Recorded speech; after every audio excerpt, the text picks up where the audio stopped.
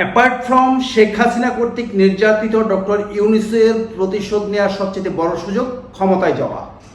Apart from doctor Yunus রাজনৈতিক দল গঠনের উদ্যোগ নিয়েছিলেন। অ্যাপার্ট ফ্রম ডক্টর ইউনূসের ক্ষমতার লোভ থাকতেই পারে। ডক্টর ইউনূস প্রধান উপদেষ্টার দায়িত্ব নিয়েছেন আমাদের রিকোয়েস্টে। কাজেই যুক্তিতে তিনি বলতেই পারেন, ছাত্ররা আমাকে ক্ষমতায় এনেছে, ছাত্ররা যখন চাইবে না আমি ক্ষমতা ছেড়ে দেব। খুবই আকর্ষণীয় উক্তি। এই আকর্ষণীয় উক্তি স্বৈরাচার ফ্যাসিস্ট শেখ হাসিনাও দিয়েছে, 17 বছর ধরে দিয়েছে। এই অমরবাণী বলে বলে বাংলাদেশের অতীতের প্রতিটি সরকার তাদের ক্ষমতা চিরস্থায়ী করার চেষ্টা করেছে। ঘর করা গরু আমরা, সিঁদুরে মেঘ দেখলে তাই ভয় পাই। আমরা ডক্টর ইউনূসকে হাতে পায়ে ধরে দায়িত্ব দিয়েছি, তাকে আমরা সময়ও দেব, যৌক্তিকভাবে দীর্ঘতম সময় তাকে দেওয়া হবে। কিন্তু কতটা দীর্ঘ সময় ডক্টর ইউনূসের প্রয়োজন সেটা তাকে প্রকাশ করতে হবে। তার প্ল্যান, রূপরেখা, রোডম্যাপ বা হোয়াট এভার, তাকে সব কিছু ক্লিয়ার করতে হবে। পাশাপাশি আরও দুটি অতীব গুরুত্বপূর্ণ জিনিস তাকে ক্লিয়ার করতে হবে। 1. প্রশাসনের রন্ধ্রে রন্ধ্রে ঢুকে থাকা সরষের ভূতগুলোকে অপসারণ এবং রিপ্লেস করার ভিজুয়াল স্টেপ নিতে হবে অতি দ্রুত।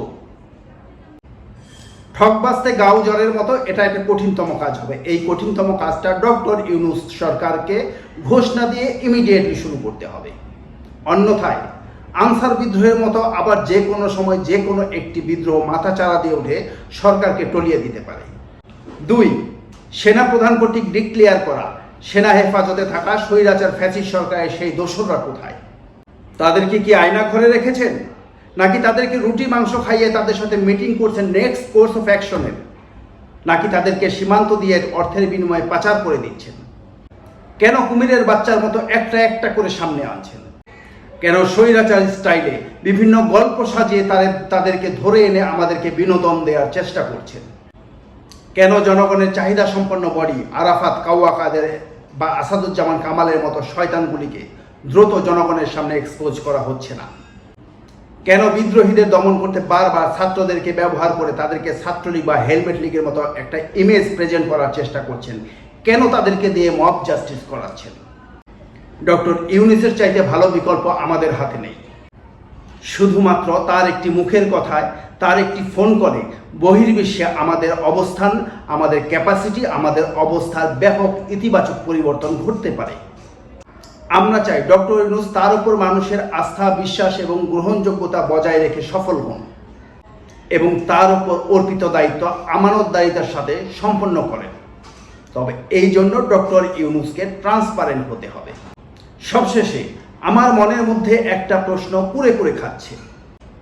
ডক্টর ইউনূসের সরকারের ভিত্তিতে সাংবিধানিক দুর্বলতা তো রয়েছেই, সেই ক্ষেত্রে বছরের পর বছর ধরে করা সংস্কার কাজ পরবর্তী যে কোনো নির্বাচিত সরকার রয়েছে সংসদে দাঁড়িয়ে যারা পক্ষে আছেন হ্যাঁ বলুন বলে চিৎকার করে সব অবৈধ ঘোষণা করে দিতে পারে কি?